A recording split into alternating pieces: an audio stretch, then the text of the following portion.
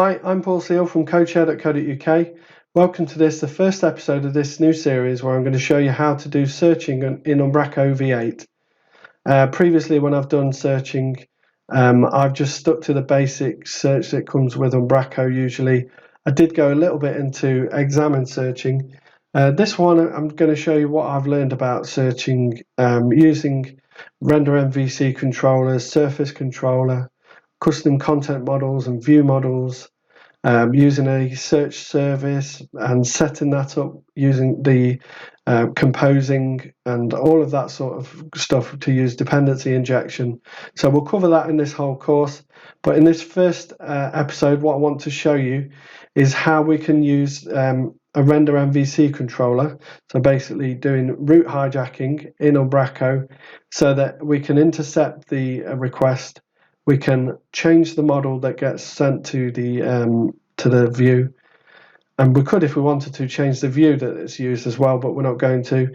So we're going to change the model that gets sent to the view, and the basic example, what we'll end up with is like this, where you could pass in through the query string, like the query is something, and category there, and a page number. So this is just setting up some foundations for us for when we then use these sort of things like the category and the query in future episodes to do the actual searching. So that's what we'll achieve in this episode. So yeah, hope you enjoy the episode. Let's get started. It's been a while since I last did a video, and I thought if we all start from an even keel, where we're all starting from the default Umbraco starter kit, doesn't have a search page at the moment, so we're going to add that search page on here, and hopefully you'll be able to pick some things up. One of the first ones that I think would be good to start with, which probably wouldn't be everyone's idea about starting, is I wanted to show you about Render Mvc controllers and route hijacking. And before we can do that, we need to create our document type. So let's go into settings. Oh, we need to log back in again. So we're all starting from this same point where we've got a fresh install of the starter kit. So what I want to do is I want to create a new document type and call it search page. And it will be with a template. So document type, search page, and let's pick an icon and let's do search. So there should be a looking glass icon. Here we go. Choose that, and I suppose we can choose some of the compositions that are on the content page. So let's just have a look. We might have to go back and check, but I think content base and navigation base probably are the two that we'd want to pick there. So we can save that. So now we have a search page. This course as well assumes that you've got some knowledge of Umbraco. Perhaps you did my previous mini-series where I show you how to get started with Umbraco V8. If you're wanting that sort of introduction, then you're probably best to go back to that rather than starting from here, because I'm not going to go over everything that I did in that previous series. But I'll try to explain things as I go along anyway. So we've got our search page created, that document type, and you can see that we have a document type alias, or a content type alias as it's known as now, called search page. And we've used the compositions to add these properties here because that's what we do nowadays. We don't tend to do inheritance where you would add properties to one document type and then you create other document types as children. Don't tend to do that as much anymore. So it's usually about this composition-based approach. And this is where you put your compositions. So this is where the content base and the navigation base were, and that's where the properties are defined. So we've got our search page created, and we did create a search page view as well. Let's just go into that, and we'll just choose the master to be master, and then press save. And what that's doing, in the database, it's telling this template to be a child of this, but actually on the file itself, it's updating the layout to be equal master.cshtml. So So that's how you can have them organized. So even though we created it and it automatically created the template for us, that's how we organize it. If we want the search page to be viewable, addable underneath the home page, what we want to do is go to permissions, click on add child, and then search page, and press on save. So now we have search page allowed to be created underneath home. We already have home because when we did the default starter kit install, we've not actually looked at the site. Let's just have a quick look. The default starter kit already has home, and there we are. It's already got a site set up for you, if you see what I mean. So now we can just click on the three dots or right click, either one works, then choose search page, and we're just going to call this search. Now the reason I called it search page document type instead of just search is because of when we come to create our controller. So you'll see that we're actually going to use search page controller as the name. So page title, so it's moaning about a page title, so let's just put in search as well there. Usually when I'm creating sites, what I tend to do is I make this optional so that you can fall back to the name if you don't specify a title. But obviously that's not the case on this starter kit. So they've got the reasons why they haven't done that. So if we go to info and then search, it doesn't look great. So what we want to do is we want to go back into the file. Well, you can look at it through the browser. You can go into the template here again through the browser, or you can go into Visual Studio. So what I'm going to do is switch over to Visual Studio. So I've got my solution. I've called it searching.site. I'm just going to show all files, and I'm going to exclude. This is the quickest way I've found doing it. Exclude all views, and then include all views. And then now if I go into my search page view, I should have IntelliSense. And yeah, so what I want to do is just basically copy the one for content page, including the header. Let's just copy it down to here and then put it in. So let's paste that and save that. So now if we go back to our search page on the front end and refresh, we should see a bit of a better structured page. I'm not a fan of this layout, but at least now it looks like one of the content pages would look with this. So our search, the structure on the outside of what we're going to be dealing with is there. So now that we've created our document type, we've got a page created for it as well. It's not going to do anything at the moment. So now that we've got our search page set up, just to explain, in Umbraco, all the pages by default go through the default Render Mvc Controller, which basically joins up the template with the model, which is the data coming from the document type, and passes that through from that controller through to the view, which is the template. And what you can do in Umbraco is you can create your own Render Mvc Controller. And you can basically what's called hijack the route. So then you can, at the point when it is going to render that out on the index action, you can specify some settings. You can load a custom model or anything like that. So you can change these things. So that's what we're going to do next. So usually with a controller, I would put these in the actual web project. So I'm going to do on this searching.site, I'm going to add a folder, and I'm going to call this controllers. And then in this, I'm going to add a class, and it's going to be called search page controller. Now, this search page part, this matches with the alias that we had before. So where we were on that document type, so we go to info here, where we were there. So this is how the Route Hijacking works, the Render Mvc controllers.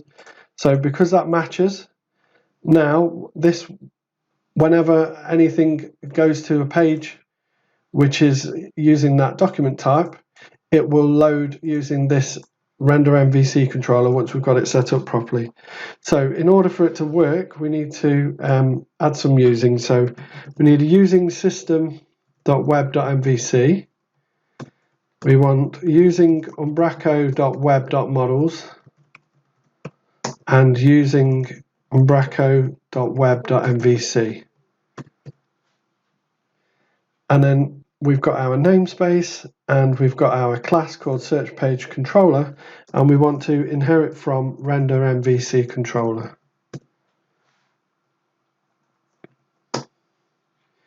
Public action result index. And then inside this, we're going to expect a content model. And we're going to also expect a string called query and a string called page. So I'll show you more about these later on, but this is just getting the initial part set up. And then we want to return current template and with the model. So what that should do is that should basically keep this same behavior. So nothing will look any different. I'm just doing a Control-Shift-S and a Control-Shift-B to build a solution again. So that should do nothing different. It should load the page as normal. But what we can find is that it's actually going to hit that line of those lines of code. So what we can do is we can put a breakpoint in here, and then we can go to debug, attach to process, and then we make sure that show all processes, and we just go to IIS Express, and that's the one we want. So now, if we refresh this, this has just proven that we're actually hitting this controller. So if we change things in here, then it will go through here. And also what I can show you as well is that if we were to put something in the query string, so query equals hello and page equals 1, then when we get to here, we can see that that's passed through there. So we can pick up the hello and we can pick up page. So we could potentially do something with that. And that's the basis of how the searching is going to work on this. We're going to use this Render Mvc controller to pick up those in the query string. So let's move on now. So what we want to do, if you see here, we're passing in the content model, and then we want to actually create our own custom content model. And this custom content model, we are going to put some properties on it which relate to those query strings that's been passed through. So let's go into our project, and if we are doing this, I suppose, as it's heavily tied to the controller, I'll do models. So I'm going to do a class in here. So I'm not creating a core library at the moment, I'm just doing it all within the site project. And this model, I'm going to call it a search content model. If I can type. So it's a class called search content model. And in this, it needs to inherit from content model. And this might need a using. So it might already know what using we want to use. So using umbraco.web.models. And in this, we want a constructor, publish search content model, and we want to pass in the iPublish content, which is the main part about Umbraco. If you don't know what iPublish content is, that's basically the main page information. If you don't know about that, then it probably is best to go to one of the previous series that I've done, or look elsewhere, look in the documentation on ourumbraco.com. And so we need to actually as well, we need to add in a using for this. So using umbraco.core.models.publish content. So now that knows about that, and we want to add some properties to this. So we've got public string query, get and set, and public string category, get and set, and another one, public string page, get and set. So the idea here, I'll just do Control and U to remove my using because I've got that automatically set up. So the idea here is we've got our custom model and we want to be able to use this custom model, pass some properties to it, and then render those properties out on the page for now.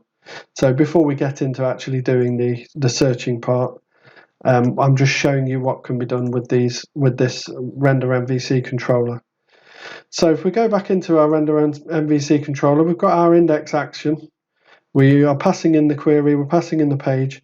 So what we can do here is we can do var search page model equals new, and then we're going to call it search content model.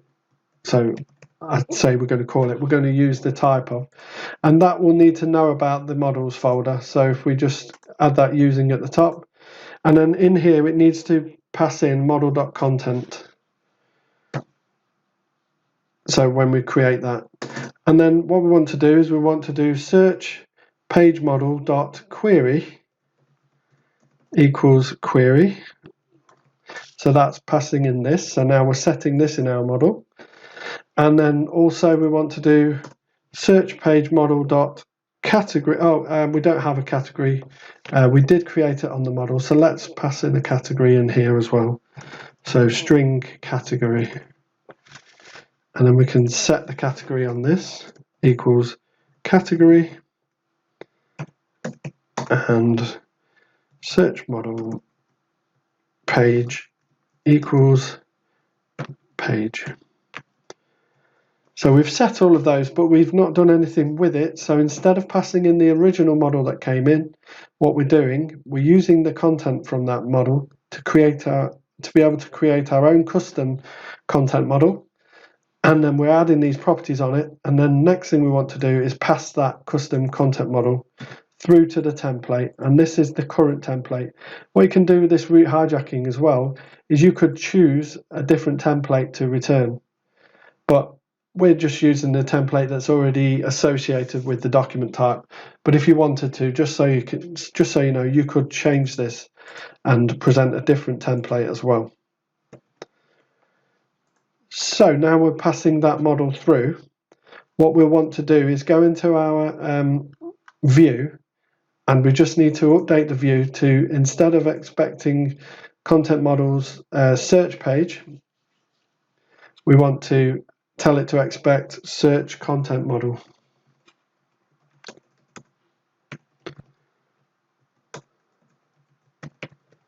And it might need to know about the using.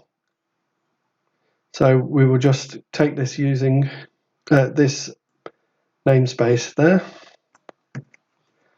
and we will add that using.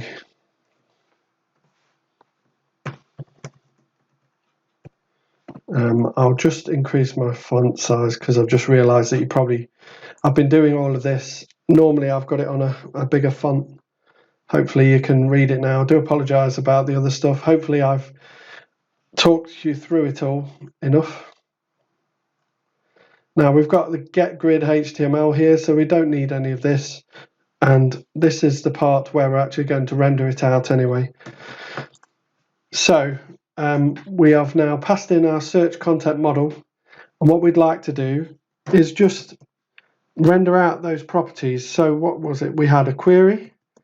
So we'll do @model.query. So these are now properties that we can render. And we want one for category.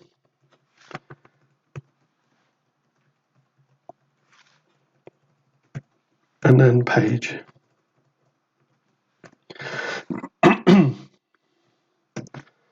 So now let's just recap what we've done. So we've created our Render MVC controller. We've picked up the model, the query string of query, page, and category. We've created a new custom content model. We've set some properties on this, and then we pass that through to the template. So then if we go to the browser, and we also add into this category equals something, then if we hit enter, what we should see is an error because it didn't do a build. So as usual, leaving all the errors in just so you can experience them and see where I'm going wrong and what I did to fix it, because most likely you'll come across it.